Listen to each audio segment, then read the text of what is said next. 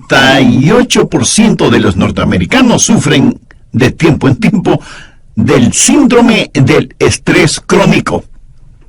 Este dato estadístico, realizado por una entidad experta y seria, nos pone frente a la realidad de que los norteamericanos estamos emocionalmente fatigados, físicamente exhaustos y espiritualmente derrotados. La razón: el estrés. Los días son muy largos, las noches son muy cortas y nos sentimos como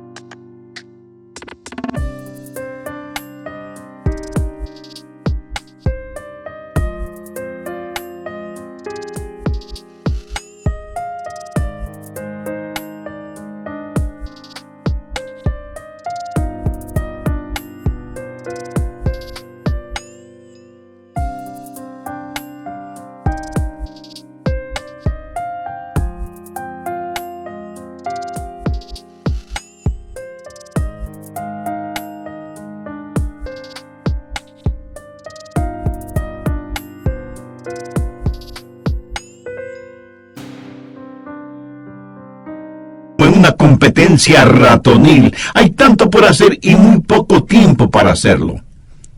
Pero gracias a Dios hay esperanza. Y esa esperanza está aquí, en las páginas de la Biblia.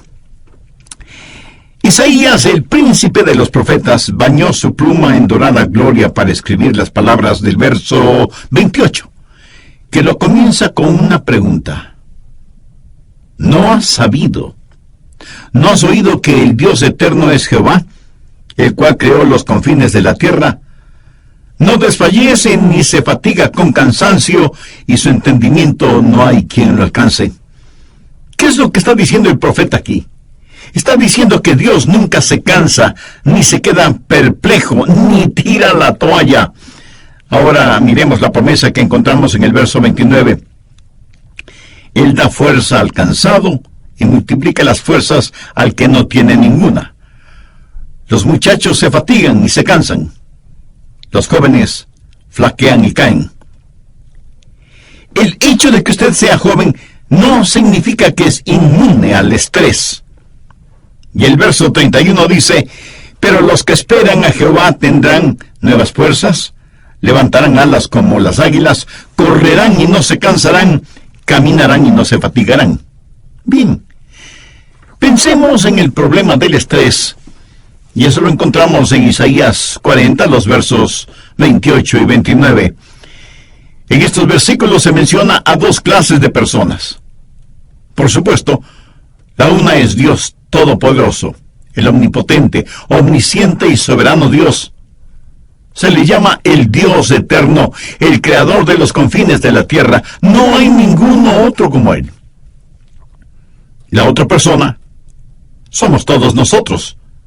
Estamos retratados en el verso 29. Él da esfuerzo al cansado y multiplica las fuerzas al que no tiene ningunas.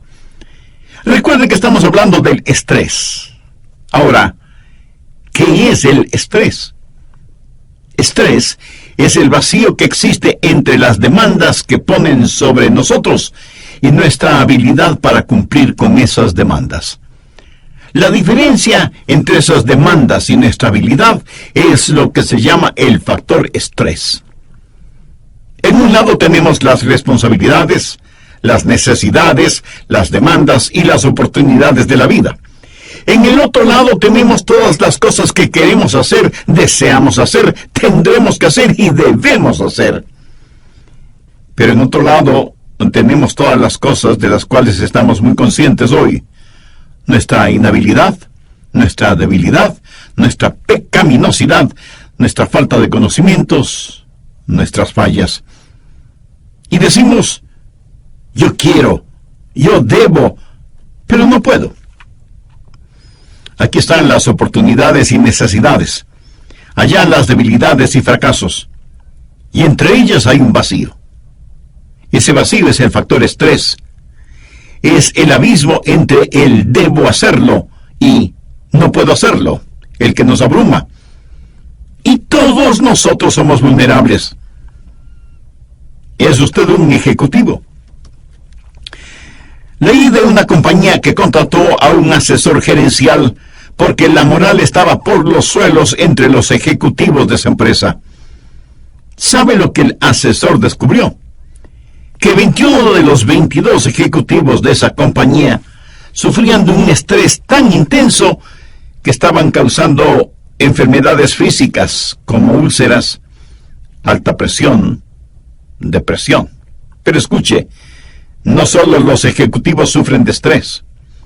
Un obrero, una azafata, un mecánico, un minero, un carpintero, un ingeniero, un pastor, usted mismo puede sufrir de estrés. Y no tiene que ser ni adulto, ni viejo, ni joven. De hecho, muchos de nuestros jóvenes en la actualidad sufren de estrés. Y algunos tienen que darles medicamentos para que puedan enfrentar la vida diaria en sus colegios o universidades. Algo muy interesante está sucediendo en la actualidad. Cuando el último de los hijos abandona el hogar porque fue a estudiar a otra parte, o consiguió trabajo en otro lugar, o formó su propio hogar, los padres hablan del síndrome del nido vacío. Ahora, en cambio, y con inquietante frecuencia, se habla del nido reacolchonado. Muchos jóvenes adultos que se fueron para enfrentar la vida no han podido soportar tanta presión y han regresado al hogar.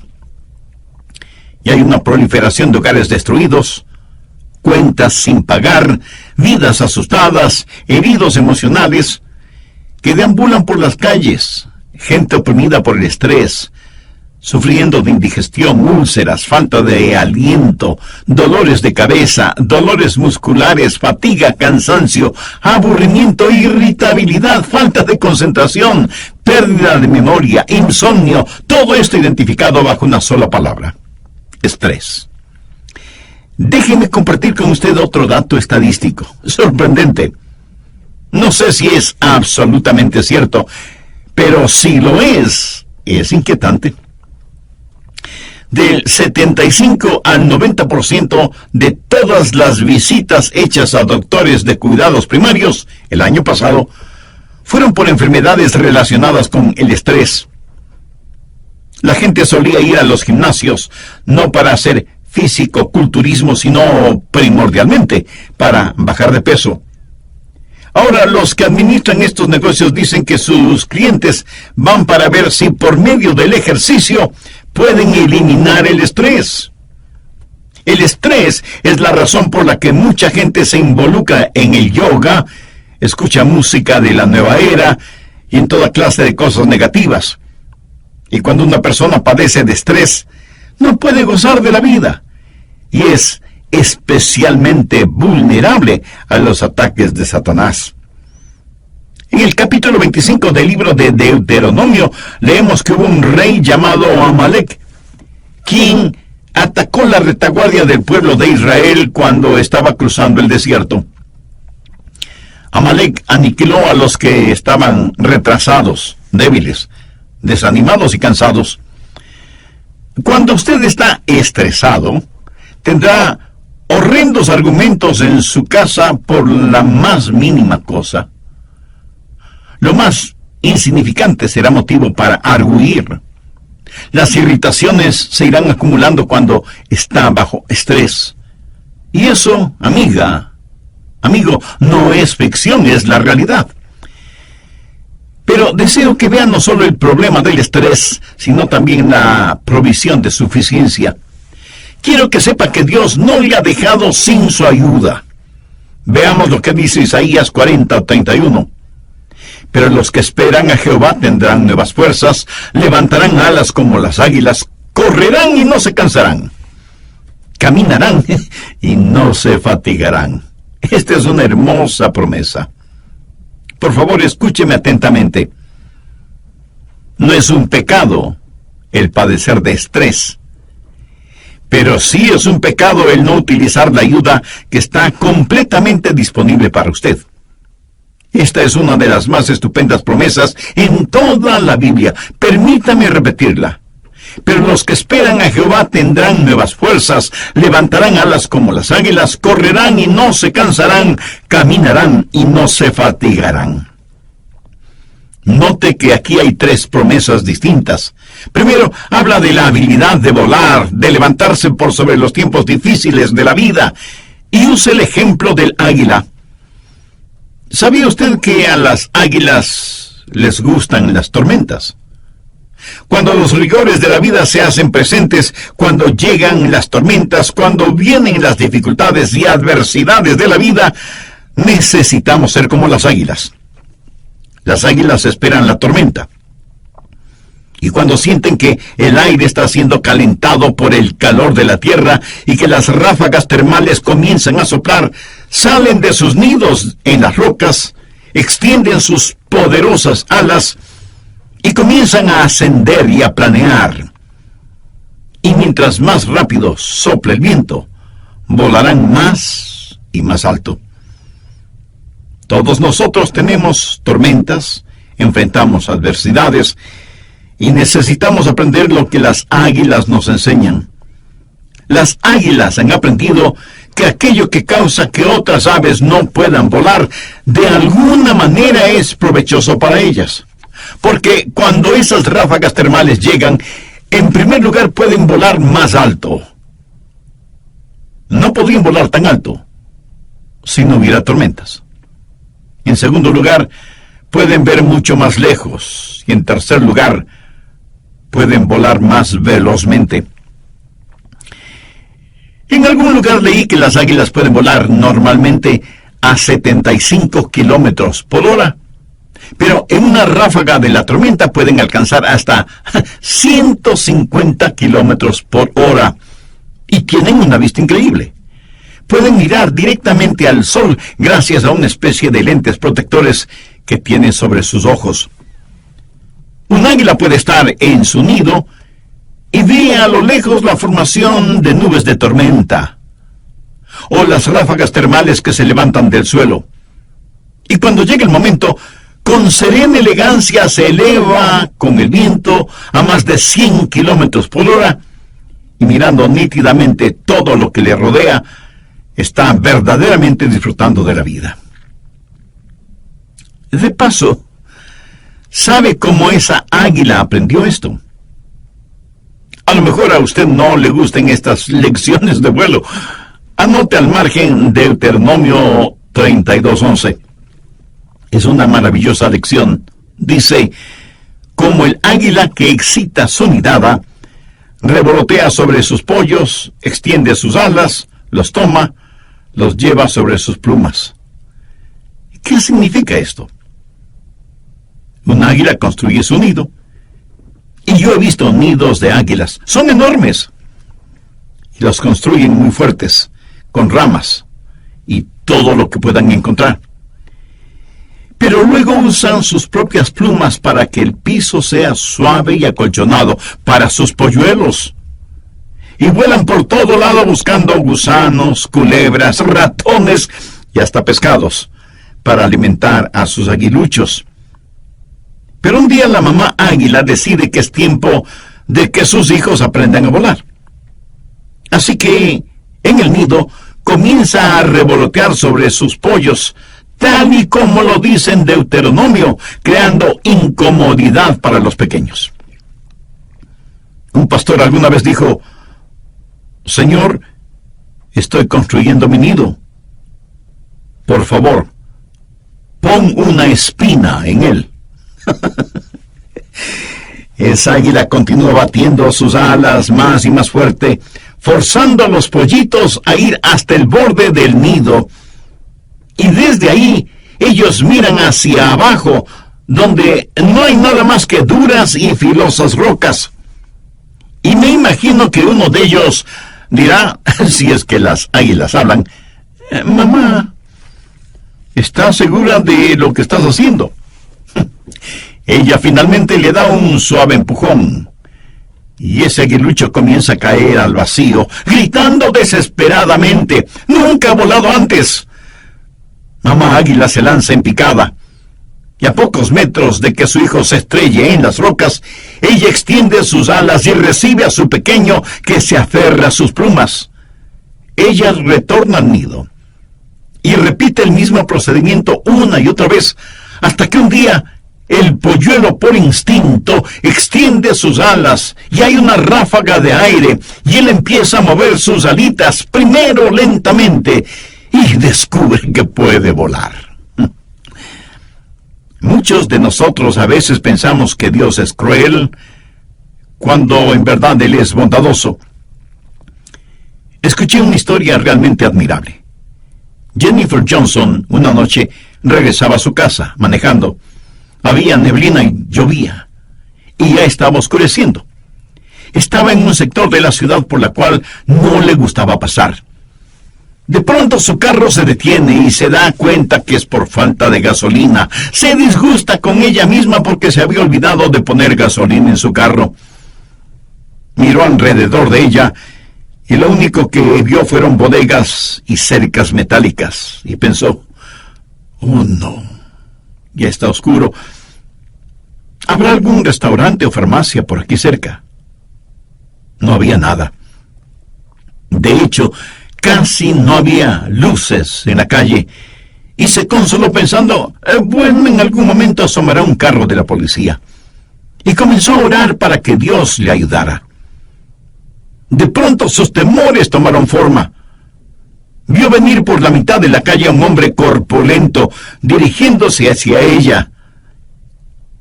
Y ella dijo, oh querido Dios, cuídame, protégeme.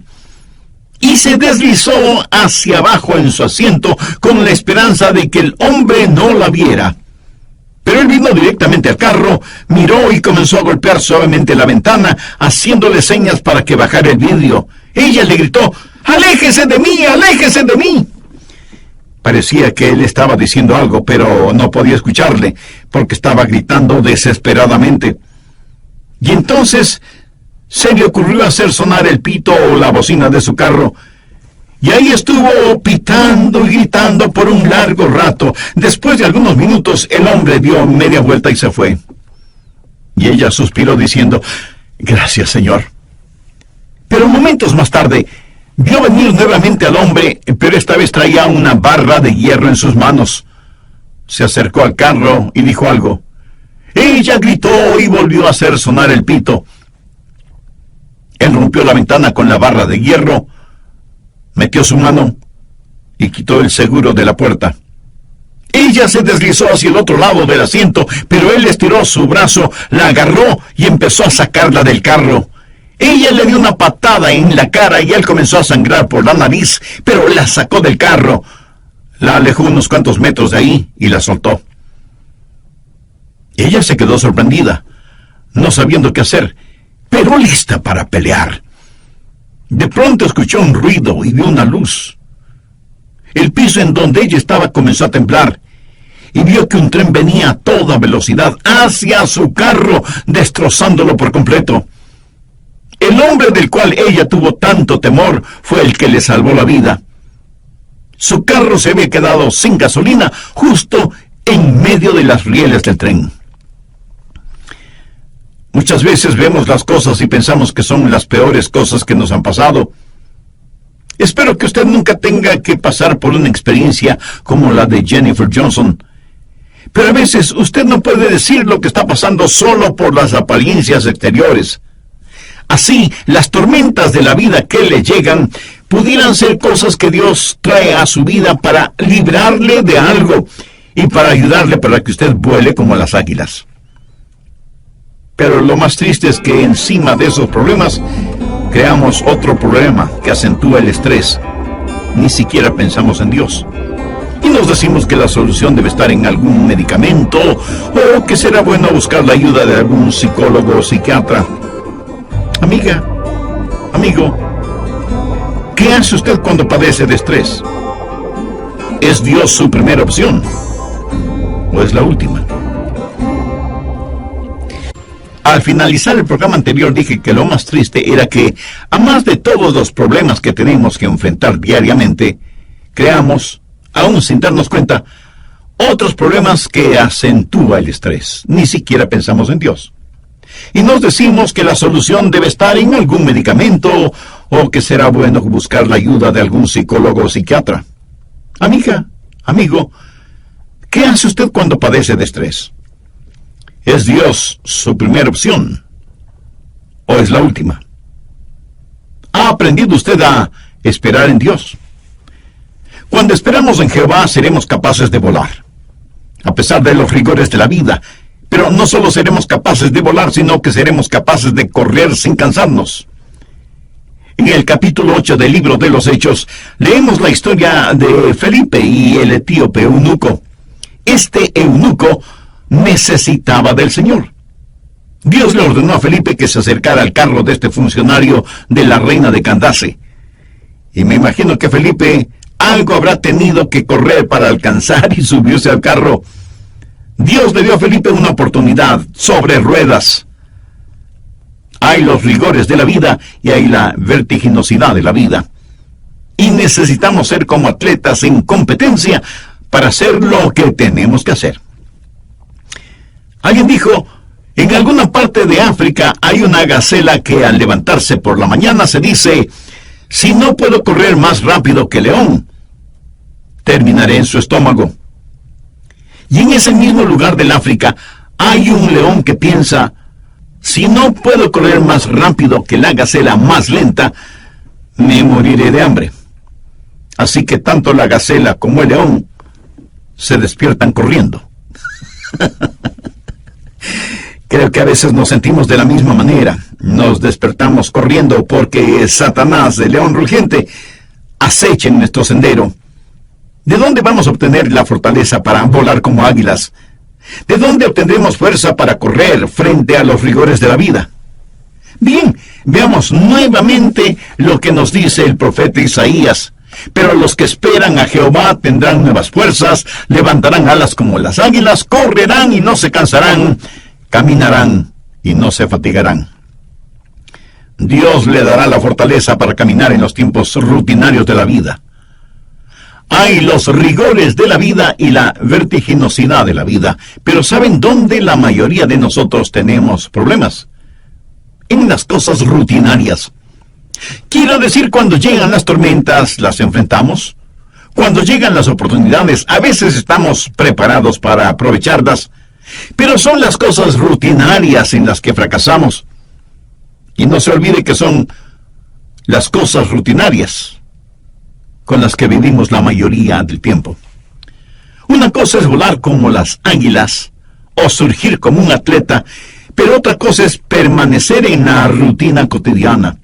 Y cierto que servimos a Dios cuando nos elevamos durante los tiempos difíciles o cuando corremos durante los tiempos felices, pero necesitamos caminar día a día en la regular monotonía de lo cotidiano. Y es en esta área de la vida en donde fracasamos. La gran necesidad que yo tengo, y me atrevo a decir que usted también tiene, es la fidelidad diaria en las cosas pequeñas. Caminar sin fatigarse. Los israelitas estaban en un peregrinaje. Dios dijo, como son tus días, así será tu fortaleza. Ellos estaban viajando desde Egipto a Canaán. No había trenes, ni buses, ni aviones, ni automóviles, ni cosas por el estilo. Pero tenían camellos y burros, aunque no demasiados. ¿Cómo viajaron los israelitas desde Egipto a Canaán? Caminando. A pie. Un paso a la vez. Había ríos, valles, montañas, dificultades geográficas, animales salvajes, toda clase de peligros, pero ellos tuvieron que caminar durante el día y muchas veces durante la noche. Caminar y caminar. La epístola a los Efesios habla de los lugares celestiales, pero por lo menos 7 veces menciona que la vida cristiana es un caminar diario. ¿Sabe usted lo que es la victoria? Algunos me dirán, pastor, para usted victoria es cuando predica y la gente se salva. Otro dirá, victoria es cuando tenemos una gran campaña para alcanzar alguna meta. Siento desilusionarles, eso no es victoria. Permítame decirle lo que personalmente considero que es victoria.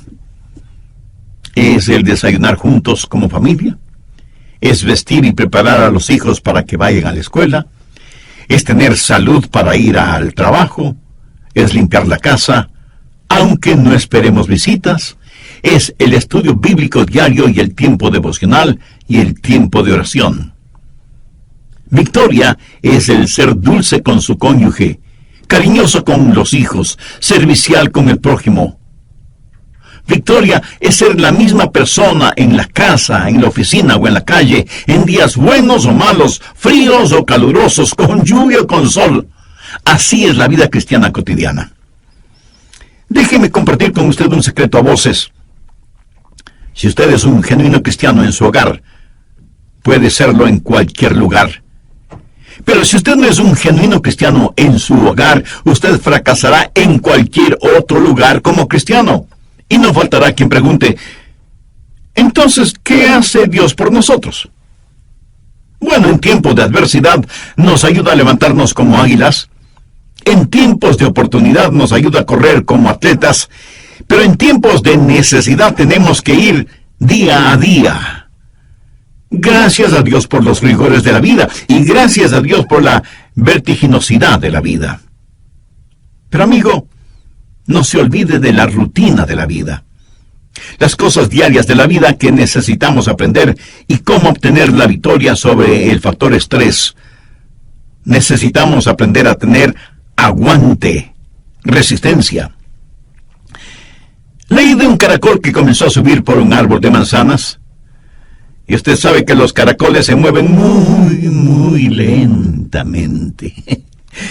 De entre la corteza del árbol salió un gusano que le dijo al caracol, no necesitas subir más, aún no hay manzanas. Y el caracol le respondió, para cuando llegue allá arriba, seguro que las habrá. Mi amigo, nadie puede dar más que un paso a la vez, día a día. Manténgase caminando. Bien, he hablado acerca del problema y de la provisión. Permítame ahora enfocar el asunto de la promesa, porque entenderla es elemental en este asunto, ya que habrá alguno que me diga, bueno, pastor, eso no me dará ningún resultado.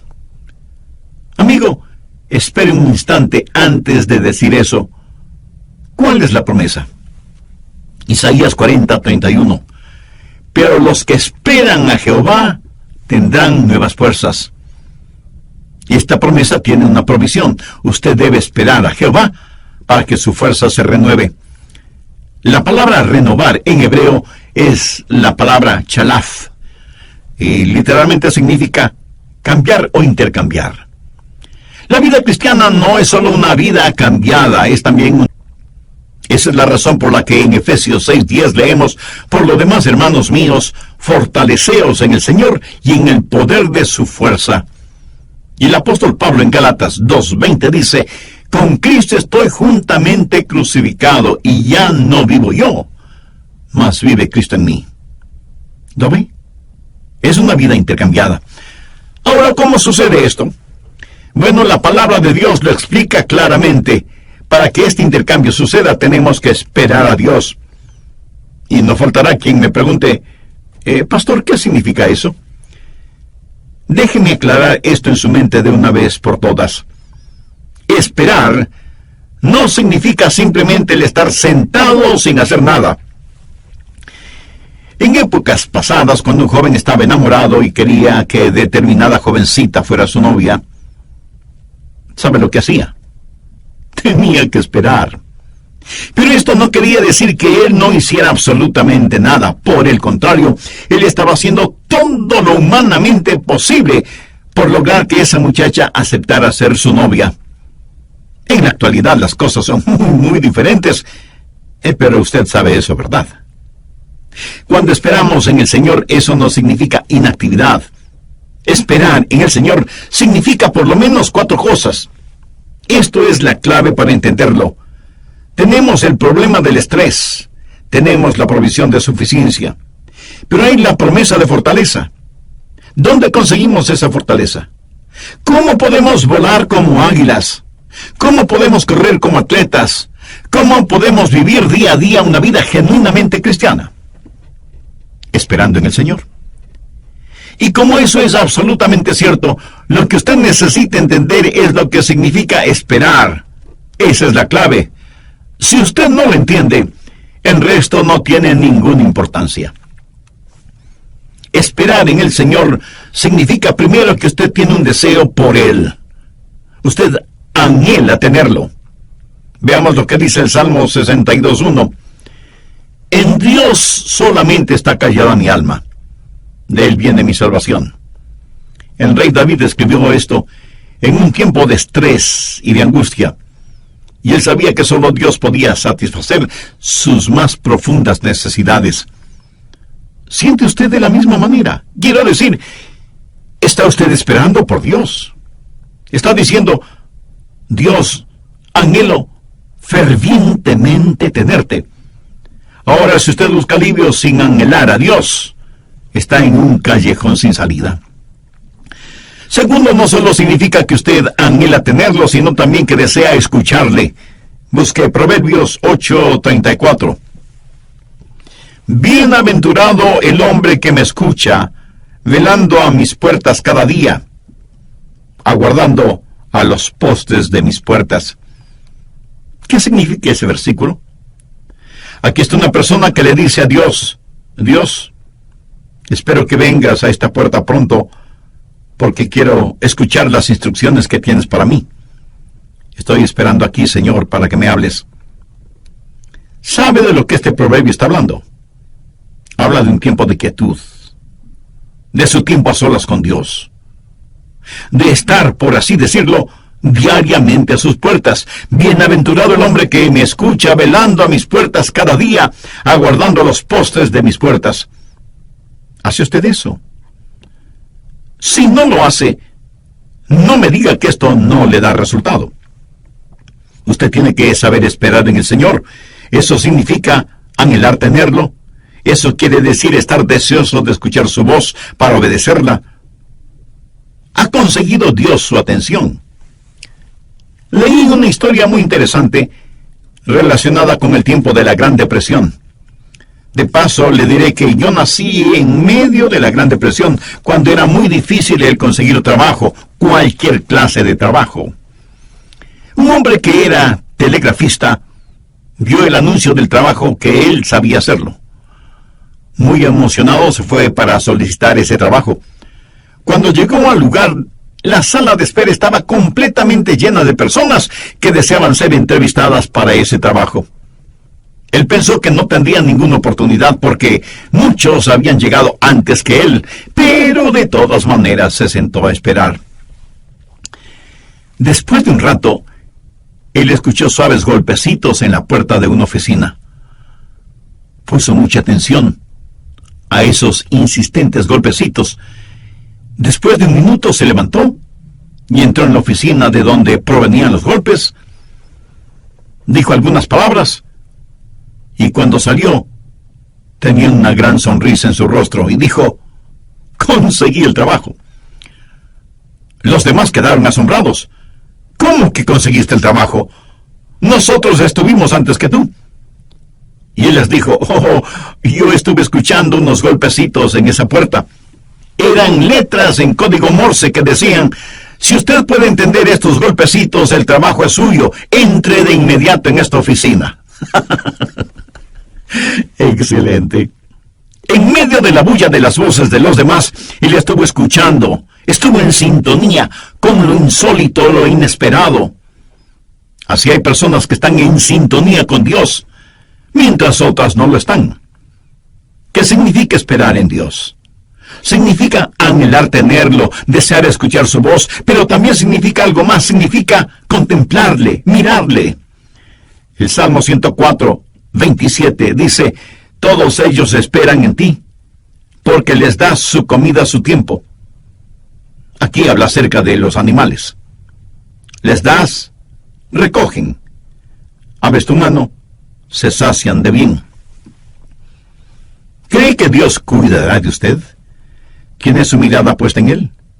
Las aves y los animales de la selva dependen de Dios y Él hace la provisión para sus necesidades a su debido tiempo. Eso es lo que significa esperar en Dios. ¿Cree usted realmente que Dios tiene una solución para sus necesidades? Yo sé que esa es una pregunta retórica, pero la hice por énfasis, para que usted analice si usted depende de Dios o está dependiendo de otras personas o de otras cosas. En cuarto lugar, esperar en el Señor significa vivir para Él. Busque por favor Proverbios 27:18. Quien cuida la higuera comerá su fruto, y el que mira por los intereses de su Señor tendrá honra. Cuando usted está en un restaurante, ¿qué es lo que espera del camarero o de la camarera? Pues que le sirvan. Ellos están ahí para servir a los clientes y servirles bien. Cuando usted espera en el Señor, usted está ahí para servir al Señor. Usted será su camarero o camarera.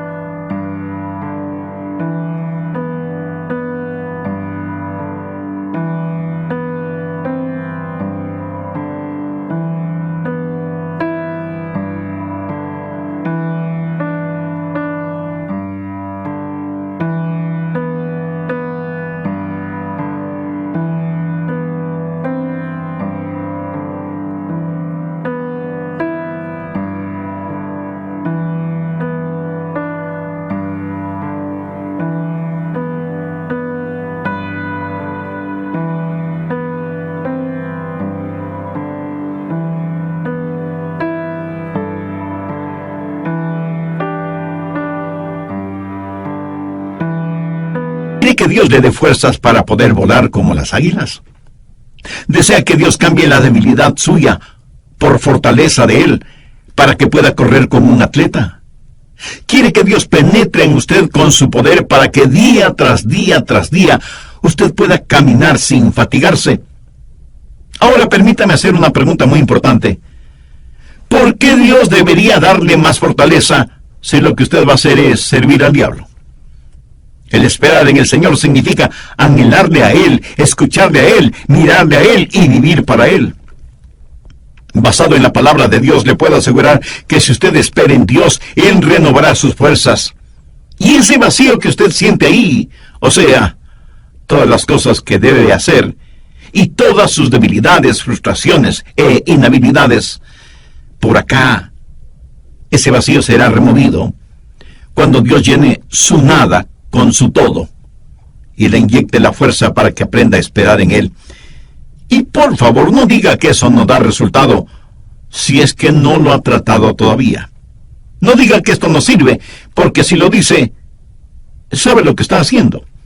Está diciendo que Dios es mentiroso, porque es Dios mismo quien dice, cuando esperamos en Él, nuestras fuerzas serán renovadas. ¿Sabe por qué he compartido este mensaje con usted? Porque lo necesito yo mismo. Y cada vez que apunto con un dedo hacia usted, tengo 3 dedos de mi propia mano que están apuntándome a mí. Y le puedo asegurar que yo voy a escuchar este mensaje varias veces, porque lo necesito. Todos lo necesitamos. Y todo comienza al confiar en Jesús como su Salvador y Señor en forma personal. Amiga, amigo, si usted aún no es salva o salvo, pero quiere serlo, puede orar con sus propias palabras de la siguiente manera.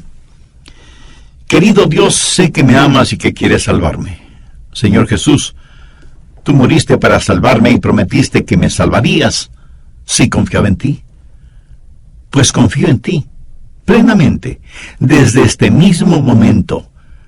Gracias Jesús por llevar hasta la cruz del Calvario mi pecado, mi